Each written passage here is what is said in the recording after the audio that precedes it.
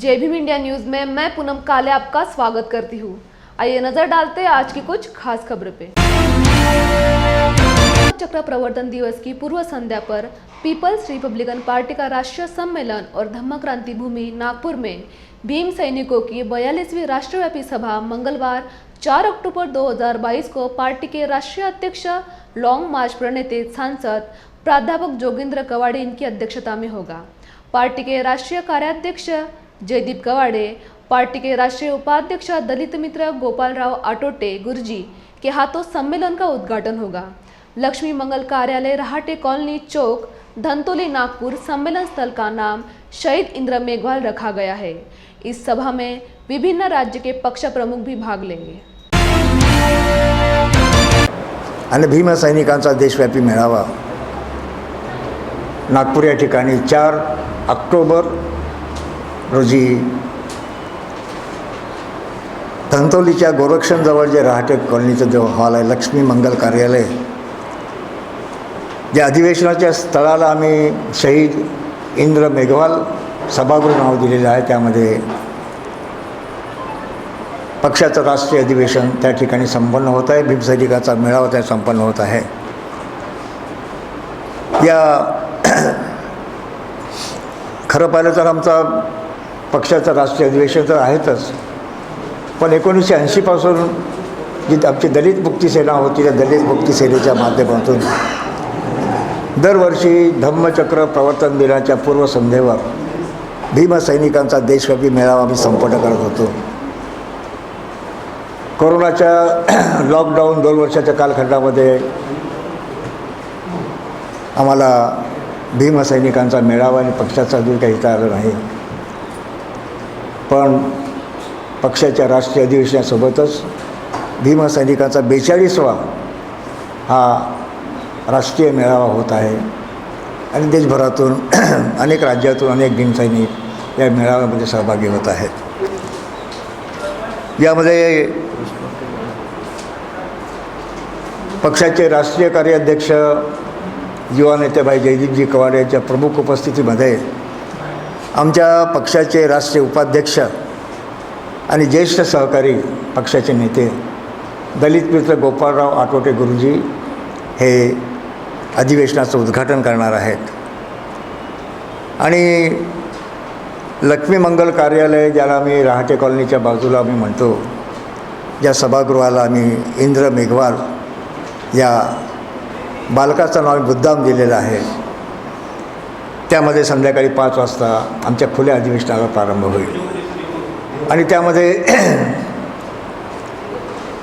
विविध राज्याचे आमच्या पक्षाचे प्रमुख जे आहेत, उदाहरणार्थ आंध्र प्रदेशचे मलेला वेंकटराव, तेलंगणाचे प्रोफेसर प्रेमकुमारजी, कर्नाटकचे आमच्या राज्याचे अध्यक्ष प्रकाश बोलबार्देजी, गुजरातचे आमचे नेते सुरेशभाई सोनवणे, मध्य प्रदेशचे PK गजबिये, छत्तीसगडचे जितेंद्र भावे, दिल्ली प्रदेशचे अध्यक्ष अशोक शाह वानखेड़े, हरियाणाचे अध्यक्ष चौधरी छत्रपाल सिंग, जम्मू काश्मीरचे आमच्या पक्षाचे नेते राजकुमार लालोत्राजी, बिहार गयाची इथून आमच्या पक्षाचे नेते फागू माझी आदी नेते यामध्ये सहभागी होते राष्ट्रीय अधिवेशनामध्ये। 4 तारखेला पक्षाचं राष्ट्रीय अधिवेशन आणि भीम सैनिकांचा देशव्यापी मेळावा संध्याकाळी 5 वाजता नियोजित स्थळी संपन्न होणार आहे। त्योहार के दौरान पोलादपुर तालुका में बिजली की समस्या गंभीर हो गई है। यहाँ के लोग बिजली वितरण विभाग के दोषपूर्ण और गलत प्रबंधन के खिलाफ आक्रामक हो गए हैं। बिजली वितरण कंपनी के खिलाफ सर्वदलीय मोर्चा में बड़ी संख्या में नागरिकों ने भाग लिया। इस मोर्चा के माध्यम से पोलादपुरकर ने बिजली वितरण कंपनी के अधिकारियों से बिजली बिलों में भारी वृद्धि, अधिकारियों की अक्षमता, असमय और लगातार बिजली कटौती की घटनाओं का हिसाब मांगा।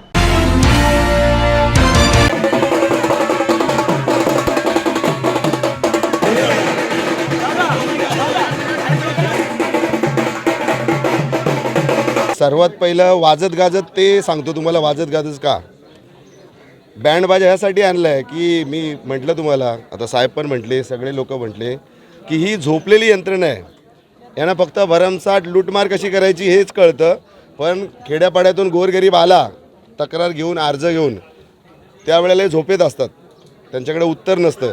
म्हणून सगळ्यात पहिली झोपलेली यंत्रणा, त्याला जाग यायला पाहिजे म्हणून ते वाजवत आहेत. आता फक्त बाजावाले वाजवत आहेत.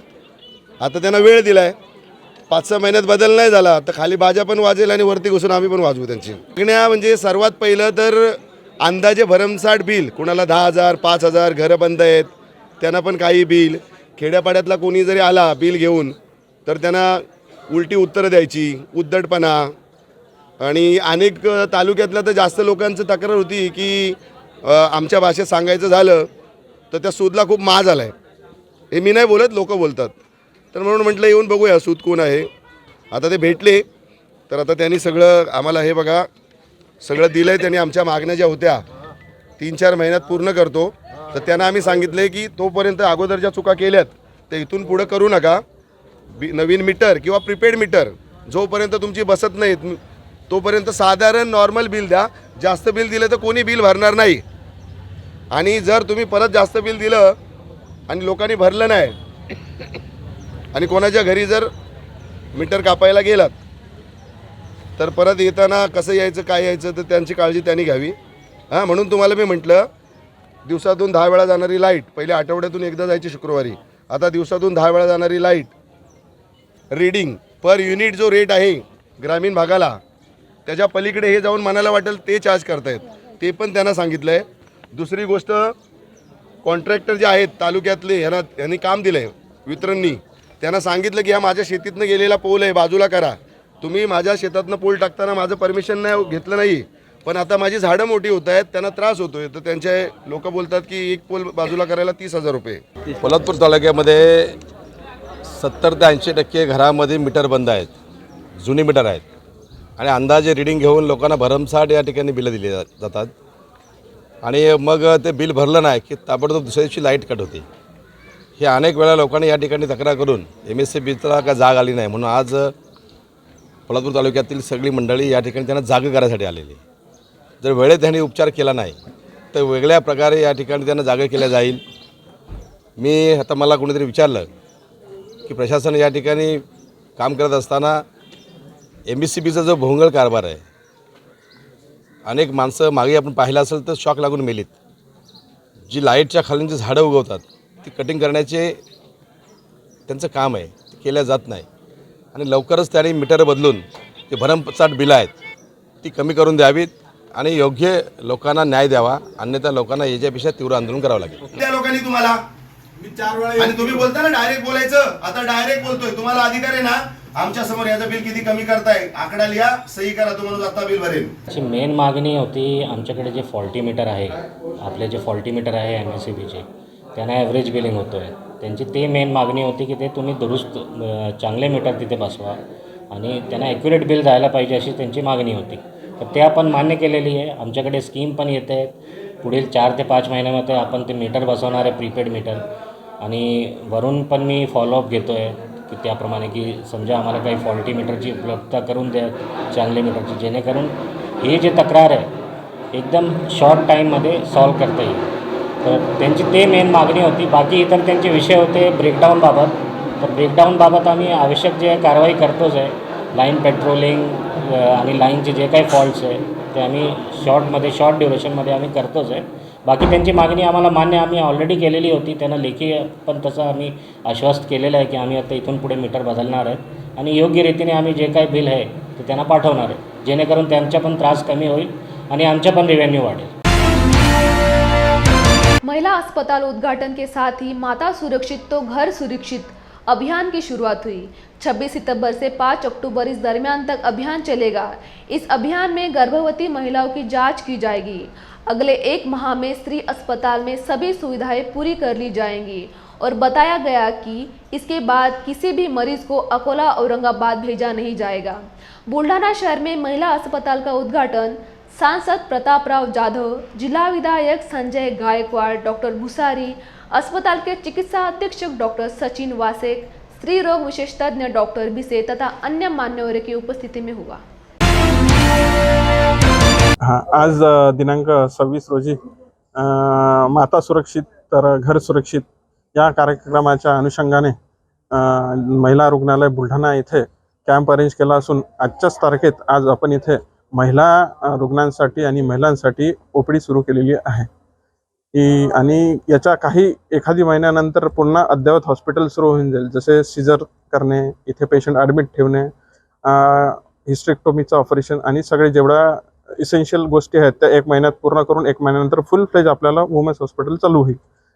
करिता आज दिनांक 26 रोजी मातृत्व दिनाच्या निमित्ताने मी असं आवाहन करतो की आपल्या बुलढाणा जिल्ह्यातील व आजूबाजूच्या जिल्ह्यातील जेवढे पण रुग्ण असतील आपल्या या रुग्णालयामध्ये येऊन ओपीडीचा लाभ घ्यावा आणि 1 ते 1.5 महिन्यानंतर आपल्या सीझर असो, कोणत्याही प्रकारची शस्त्रक्रिया असो, कॉम्प्लिकेटेड काही असो, इथे येऊन भरती होऊन इथला लाभ घ्यावा ही आज आवाहन करतो आणि विनंती करतो. आजचा दिवस हा माता सुरक्षित घर सुरक्षित अभियान हे संपूर्ण आपल्या महाराष्ट्र राज्यामध्ये आणि देशामध्ये सुद्धा राबवले जात आहे आणि त्या दिवसाचं औचित्य साधून या ठिकाणी आपण हे अनेक दिवसापासून या ठिकाणी बांधकाम झालेलं किंवा मंजूर झालेलं स्त्री रुग्णालय आजपासून या ठिकाणी खऱ्या अर्थानं सुरू करण्यात आलेलं आहे. या ठिकाणी याच्या अगोदर मागच्या आपण पाहिलं 2 वर्ष कोविडचा काळ होता. त्या कोविडच्या काळामध्ये पेशंटला जागा बेड मिळत नव्हत्या. त्यावेळेस 1 वर्ष 1.5 वर्षासाठी या हॉस्पिटलचं आपण कोविड रुग्णालयामध्ये रूपांतर केलं होतं. पण आज सुदैवानं आपल्या जिल्ह्यामध्ये या हॉस्पिटलला एकही कोविडचा रुग्ण नाही आणि म्हणून पुन्हा आता हे सगळं स्त्री रुग्णालय पूर्ण अद्ययावत मशिनरीसह या अगोदर बऱ्याचशा महिलांना सिझरिन असेल किंवा कुठे कठीण डिलिव्हरीचा जर हे प्रसंग असला तर अनेक गोरगरीब महिलांनासुद्धा आपल्याला औरंगाबाद, अकोला, जळगावसारख्या ठिकाणी जिल्ह्यातून रेफर करावं लागायचं. आता जिल्ह्यामधल्या कुठल्याही महिलांना डिलेवरीसाठी दुसऱ्या जिल्ह्यामध्ये रेफर करण्याची आवश्यकता नाही. सगळ्या सुविधा या ठिकाणी उपलब्ध झालेल्या आहेत. स्टाफसुद्धा तशा प्रकारचा झालेला आहे आणि निश्चितच काही स्टाफची वगैरे गरज आणखीन आणि मशिनरीची गरज या ठिकाणी थोडीफार आहे.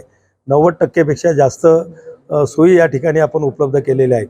पण आताच आपले बुलढाण्याचे आमदार संजयजी गायकवाड असेल, खासदार म्हणून मी असेल, आरोग्यमंत्री आमच्या जवळचेच आहेत यास आणि मुख्यमंत्र्याकडे याचा पाठपुरावा करून की महाराष्ट्रातलं अतिशय चांगल्या प्रकारचं अद्ययावत आणि सर्व सोयींनी परिपूर्ण असणारं स्त्री रुग्णालय हे आपल्या बुलढाण्यामध्ये या ठिकाणी राहील आणि आज आम्ही रिसर असं उद्घाटन त्याचं केलेलं आहे. धन्यवाद.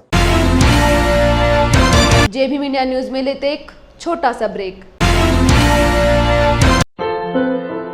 क्या हुआ बहू? माँ, पाइल्स की बहुत तकलीफ हो रही है. तो तुम गुदरोग सर्जन के पास क्यों नहीं गई?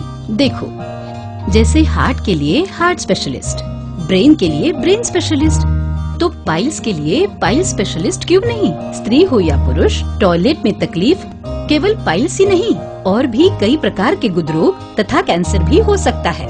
इसीलिए इसकी प्रत्यक्ष जांच जरूरी है. ठीक है माँ, पर जांच के लिए हम जाएंगे कहाँ? वही काले आयुर्वेदिक पाइल्स हॉस्पिटल में. लेकिन माँ, प्रेगनेंसी में पाइल्स की दवाइयाँ.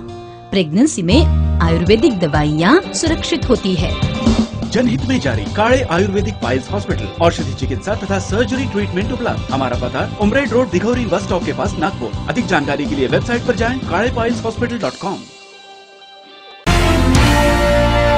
ब्रेक के बाद आपका स्वागत है. डॉक्टर बाबासाहेब आंबेडकर उत्कृष्ट संस्थान खड़की महाराष्ट्र उपसचिव डॉक्टर विलास आठवले की बौद्ध समाज की विकास योजना पर ज्ञानवर्धक व्याख्यान श्रृंखला का रविवार को संपन्न हुआ. महाराष्ट्र की उपसचिव डॉक्टर विलास आठवले ने सामाजिक, आर्थिक और राजनीतिक पहलुओं के संदर्भ में समाज के अपेक्षित विकास और इसके लिए समाधान योजनाएं क्या है, इस बारे में विस्तृत व्याख्यान दिया. बौद्ध समाजाच्या विकासाचे नियोजन असा विषय होता. आता विकास म्हटलं तर हा तिन्ही अंगाने व्हायला पाहिजे. तिन्ही अंग म्हणजे आर्थिक, सामाजिक आणि राजकीय. आर्थिक विकास हा आपल्या कुटुंबासाठी, आपल्या समाजासाठी, आपल्यासाठी, आपल्या भविष्यासाठी महत्त्वाचा आहे. धार्मिक विकास हा बाबासाहेबांनी सांगितल्याप्रमाणे धार्मिक विकास हा आपल्या संस्कारासाठी आणि राजकीय विकास देखील याच्याशी फार महत्त्वाची भूमिका बजावतो. कारण की राजकीय विकास हा राजकीय प्रतिनिधित्व जर माणसाला जर लोकशाहीमध्ये मिळत नसेल तर त्या समूहाचा विकास हा थांबतो. म्हणून ही तीनही विंगमधले विकास, सामाजिक, आर्थिक आणि राजकीय विकास हे महत्त्वाचे आहेत. आणि कुठल्याही समाजाला योग्य प्रतिनिधित्व या बाबतीत जर मिळालं नाही, आर्थिक कारणात, राजकारणात किंवा समाजकारणात किंवा धार्मिक बाबीमध्ये, तर तो समाज पुढे जात नाही. आपल्या भारतामध्ये असे अनेक समाज आहेत की ज्यांना या तिन्ही अंगाचा विकास अद्यापर्यंत साध्य करता आला नाही. त्याच्यामध्ये अनेक बाबी असू शकतात, परंतु भारतीय संविधान असं आहे की त्यांनी या तिन्ही बाबीचं समर्थन केलेलं आहे. आपल्या प्रास्ताविकेमध्येच आहे की आर्थिक, सामाजिक आणि सोशियल म्हणजे राजकीय या बाबीची सांगड त्या संविधानात घातलेली आहे. आणि सर्वात महत्त्वाचा मुद्दा म्हणजे समानतेचा मुद्दा हा जोपर्यंत सर्व जाती धर्मातील लोकांना हा विषय लागू होत नाही किंवा समानता मिळू शकत नाही, तोपर्यंत समाजाचा विकास होऊ शकत नाही. आपण पाहतो की बौद्ध समाजाच्या बाबतीत आज ही वास्तू या अकोला शहरामध्ये उभी आहे. ही सामूहिक जी जबाबदारी या लोकांनी घेतली आहे त्याला आपण कलेक्टिव्ह रिस्पॉन्सिबिलिटी म्हणतो. सामूहिक जबाबदारी हे एक अतिशय महत्त्वाचं तत्त्व आहे की याचे समाजनायक, मी त्यांना समाजनायक ही उपाधी आजच्या या कार्यक्रमामध्ये दिली आहे भारसागळे साहेबांना, प्राध्यापक मुकुंद भारसागळे साहेबांना मी समाजनायक यासाठी म्हणतो की त्यांनी जी दिशा या समाजाला अकोल्याच्या माध्यमातून ही वास्तू उभी करून आणि लोकांचा याच्यात प्रत्यक्ष सहभाग घेऊन निर्माण केली आणि लोकांना एक समाज विकासाच्या दिशेनं फार मोठी जबाबदारी स्वीकारली आणि जबाबदारी ती लोकांमध्ये देखील पेरत आहेत, ती अत्यंत महत्त्वाचं आहे असं मला वाटतं. 11 बजे के दरमियान अचानक जिला स्त्री रुग्णालय डफरीन के बेबी केयर सेंटर में रखे वेंटिलेटर मशीन में आग लगने से अस्पताल में खलबली मच गई. इस घटना में 2 मासूम बच्चों की हालत गंभीर बनी हुई है. उन्हें तुरंत अमरावती के पंजाबराव अस्पताल में उपचार के हेतु रवाना किया गया, जबकि 8 नन्हे बच्चों को सुरक्षित बाहर निकाला गया. अमरावती दौरे पर आए हुए नाना पटोले ने घटनास्थल का जायजा लिया, तो दूसरी ओर पूर्व पालक मंत्री यशोमती ठाकूर ने प्रशासन को जरूरी निर्देश जारी किए. धन्यवाद देईल की त्यांनी नवजात बच्चूंचा त्यांच्या सतर्कतेमुळे या ठिकाणी जीव वाचवला. पण ज्या घटना भंडारा असेल की अनेक ठिकाणी ज्या घडल्यात आणि अनेकदा हे सगळे मुद्दे शासनामध्ये उपस्थित झालेत, पण अजूनही शासन याला पाहिजे त्या पद्धतीचं जागरूक नाही. या पद्धतीचा जीवघेणा हा जो प्रकार आहे, हा प्रकार थांबवण्यासाठी शासनाने पावलं तातडीने उचलली पाहिजेत. ही भूमिका या ठिकाणी काँग्रेस पक्षाची आहे. दुसरं, आत्ता आपण पाहिलं असेल की राज्यामध्ये कालच पालकमंत्री जाहीर झालेत. 6 जिल्ह्याला एक पालकमंत्री, स्पायडरमॅनसारखं अशी व्यवस्था जी केलेली आहे. प्रशासन आणि शासन या दोन्ही गोष्टीचा आज समन्वय नाही आणि त्याच्यामुळे या सगळ्या घटनेला जी काही शासनाची जी भूमिका असली पाहिजे ती कुठेही स्पष्ट होत नाही. महाराष्ट्रात शासनच नाही अशी परिस्थिती आज निर्माण झालेली आहे आणि तातडीनं ही लोकशाहीची थट्टा राज्यातल्या ईडीची आणि भाजप सरकारने थांबवली पाहिजे, ही भूमिका आमची आहे. केंद्रीय मंत्री रामदास आठवले ने रूपा वायदंडे को रिपब्लिकन पार्टी ऑफ इंडिया पश्चिम महाराष्ट्र महिला प्रदेश अध्यक्ष चुना. इस पार्श्वभूमि पर कोल्हापुर दसरा चौक शाहू स्मारक भवन में सांसद धनंजय महाडिक के हाथों सत्कार किया. इस वक्त पश्चिम महाराष्ट्र अध्यक्ष शहाजी कांबले, कोल्हापुर जिला अध्यक्ष उत्तम कांबले, प्राध्यापक विजय कालेबाग, बालासाहेब वाशीकर, गुणवंत नागतिले तथा अन्य गणमान्य मौजूद थे. साथ ही सूत्रसंचालन वसंतराव लिंगनूर ने किया. सर, आठवले साहेबांनी एक हिरा निवडलेला आहे, म्हणायला काही हरकत नाही. ही निवड अतिशय योग्य आणि आपल्या पक्षाच्या वाढीसाठी, दीर्घकाल वाढीसाठी, म्हणजे भविष्यात त्याचा दीर्घकालीन तुम्हाला फायदा होणार आहे अशा दृष्टिकोनातून योग्य आणि सार्थ निवड झालेली असं माझं मत आहे. खरं म्हणजे आता तुम्हाला काही चिंता करायची गरज नाही. तुम्ही सत्तेतले आहात. आठवले साहेब केंद्रात मंत्री आहेत. मी तुमचा खासदार आता दिल्लीमध्ये तुम्ही मला पाठवलेला आहे. त्यामुळे भविष्यामध्ये तुमची संघटना बळकटीसाठी, संघटना वाढीसाठी, खरं म्हणजे तुमचा पक्षच त्याच्यावर उभा आहे की तुम्ही सर्वसामान्यांचे अश्रू पुसता. आज जिल्ह्यामध्ये कुठेही कुणीही संकटामध्ये असेल, मग उत्तम दादांनी उल्लेख केला त्या बऱ्याच गोष्टींचा, जिथं कुठं संकट असेल तिथं ही राम लक्ष्मणची जोडी प्राध्यापक शहाजी कांबळे सर आणि उत्तम कांबळे सर दादा हे तिथं पोचलेले असतात आणि नुसते पोचत नाहीत तर त्याचा ते न्याय निवाडा आणि त्याचं ते 3 ठिकाणं झाल्याशिवाय ते तिथं हलतच नाही, सोडत नाहीत. त्याचा पाठपुरावा करायचा आणि त्याला योग्य दिशा द्या. जे भीम इंडिया न्यूज में लेते एक छोटा सा ब्रेक. क्या हुआ बहू? माँ, पाइल्स की बहुत तकलीफ हो रही है. तो तुम गुदरोग सर्जन के पास क्यों नहीं गई? देखो, जैसे हार्ट के लिए हार्ट स्पेशलिस्ट, ब्रेन के लिए ब्रेन स्पेशलिस्ट, तो पाइल्स के लिए पाइल्स स्पेशलिस्ट क्यों नहीं? स्त्री हो या पुरुष, टॉयलेट में तकलीफ केवल पाइल्स ही नहीं, और भी कई प्रकार के गुदरोग तथा कैंसर भी हो सकता है. इसीलिए इसकी प्रत्यक्ष जांच जरूरी है. ठीक है माँ, पर जांच के लिए हम जाएंगे कहाँ? वही काले आयुर्वेदिक पाइल्स हॉस्पिटल में. लेकिन माँ, प्रेगनेंसी में पाइल्स की दवाइयाँ. प्रेगनेंसी में आयुर्वेदिक दवाइयाँ सुरक्षित होती है. जनहित में जारी. काळे आयुर्वेदिक पाइल्स हॉस्पिटल, औषधि चिकित्सा तथा सर्जरी ट्रीटमेंट उपलब्ध. हमारा पता उमरेड रोड, दिघौरी बस स्टॉप के पास, नागपुर. अधिक जानकारी के लिए वेबसाइट पर जाएं kalepailshospital.com. ब्रेक के बाद आपका स्वागत है. लखाड़ीस गांव में वर्षावास के अवसर पर बुद्ध और उनके धम्म ग्रंथों का पाठ 3 महीने तक जारी था. इस ग्रंथ के समापन कार्यक्रम में तालुका के कई गांवों से बड़ी संख्या में महिला संघों और बौद्ध भाइयों ने भाग लिया. कार्यक्रम की शुरुआत पूरे गांव में धम्म प्रभात रैली से हुई. इस अवसर पर भंतेगन, विधायक बलवंत वानखेड़े, राजेंद्र वाटाने, रमेश सावळे, अरुण रायबोले और गांव के प्रथम नागरिक सरपंच कांचन धम्मपाल लबड़े और पुलिस पाटिल राहुल सावरकर की मौजूदगी में कार्यक्रम का समापन हुआ. आज ग्रंथाचा समारोपी कार्यक्रम झालेला आहे. त्यामुळे तिथं संविधान, भारतीय संविधानाच्या प्रत व 22 प्रतिनिधी यांच्या प्रत वाटण्यात आल्या. त्यामुळे राजेंद्र वाटाणे यांचाही सुद्धा उपक्रम चालू आहे. त्यामुळे अशा हा धम्म खरोखर जगाला बुद्ध तारू शकतो. बुद्धाशिवाय पर्याय नाही. जर मेंदूची क्रांती, मनाची क्रांती जर करायची असेल तर बुद्ध धम्माशिवाय पर्याय नाही. आपल्या लखाड गावामध्ये, तालुका अंजनगाव, सुरजी, जिल्हा अमरावती या गावामध्ये बुद्ध आणि त्याचा धम्म या धम्मग्रंथ वाचनाचं गेले 2.5 महिने चांगल्याप्रमाणे एक वाचन झालं. आमच्या गावातील उपासक रत्नदेव चंद्रावजी आठवले यांनी यांच्या अशा स्वच्छ वाणीतून या ठिकाणी एक चांगला 2.5 वर्ष धम्मग्रंथ वाचन झालं.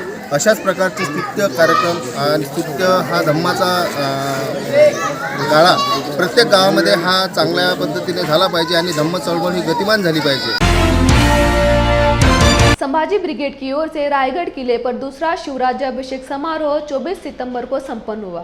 यह कार्यक्रम संभाजी ब्रिगेड के अध्यक्ष प्रवीण गायकवाड़ के मार्गदर्शन में संपन्न हुआ.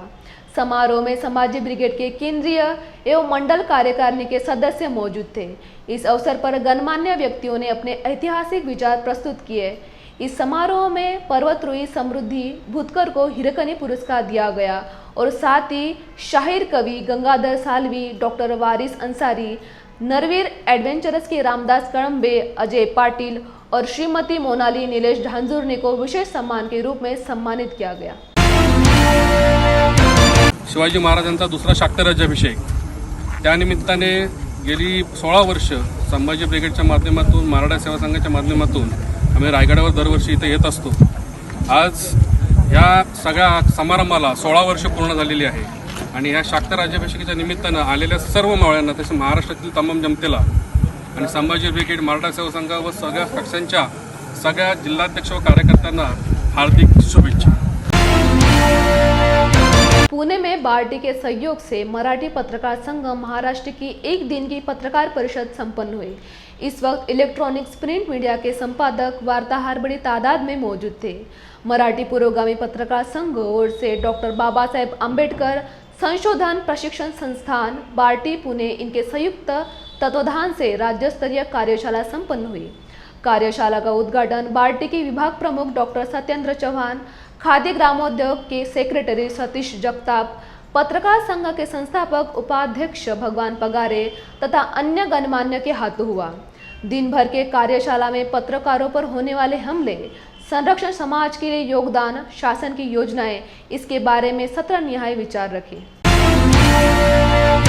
आज या 2 मुद्द्यावरती आपली परिषद होणार आहे। एक तर तिथे खादी ग्रामोद्योगचे डेप्युटी सीईओ येणार आहेत, ते आपल्याला खादी ग्रामोद्योगची योजना सांगणार आहेत। आणि दुसरं पार्टीतर्फे आता चव्हाण सर तर आहेच, सत्येंद्रनाथ चव्हाण सर तर आहेच, पण त्याचबरोबर ॲट्रॉसिटीच्या अनुषंगाने आपल्याला तो विषय मांडण्यासाठी, सविस्तर विषय मांडण्यासाठी पार्टीच्या वतीने देखील मान्यवर उपस्थित राहणार आहे। आपलं शेड्यूल ठरलेलं आहे। आता आपण थोडा आपल्या कार्यक्रमाला उशीर झाला, लोक येत आहेत, आपण लोकांची वाट पाहत होतो। लोकांकडे आपण एकाच इथलेच लोक येत नाही आहेत, ही वेगवेगळ्या जिल्ह्यातून येणारे लोक आहेत, त्याच्यामुळे बऱ्याच लोकांना सगळ्यांनाच काही ट्रेनने येणं शक्य नाही, तर बसने आणि येत आहेत लोक। अजूनही काही 20-25 रुपये येण्याची शक्यता आहे, ते ऑन द वे येतील। आता कुठल्याही समाजाला दिशा देण्याचं काम जर कोण करत असेल तर तो आपला पत्रकार बंधू करत असतो। जसा बाबासाहेब म्हणायचे की माझं एक भाषण आणि शाहिराचं एक कवात याच्यामध्ये खूप अंतर आहे। माझ्या भाषणाने कदाचित 1000 लोक शिक्षित होतील, पण एखाद्या शाहिराच्या, एखाद्या पोवाड्याने हजारो लाखो लोक प्रभावित होतात। मला वाटतं त्याच रांगेमध्ये किंवा त्याच्याही पुढे जाऊन एक पत्रकार हा साधारण हजारो लाखो लोकांना प्रभावित करत असतो। आणि म्हणून ज्यावेळेस सुधाकर कश्यपजी यांनी ही संकल्पना मांडली, अगदी त्याच क्षणी त्यांना लगेच विदिन अ सेकंड म्हटलं अतिशय चांगली कल्पना आहे, आपण पुढाकार घ्या आणि आपण ही लवकरात लवकर घेऊया ही पत्रकारांची संघटना। सुधाकरजीची तुम्हाला ओळख सांगायची गरज नाही। खरं म्हणजे अत्यंत जिथे हनुमंते साहेब होते, ज्यांनी महाराजांचा लष्करी इतिहास नावाचं खूप चांगलं पुस्तक लिहिलेलं आहे। आज के लिए बस इतना ही। देखते रहिए जय भीम इंडिया न्यूज।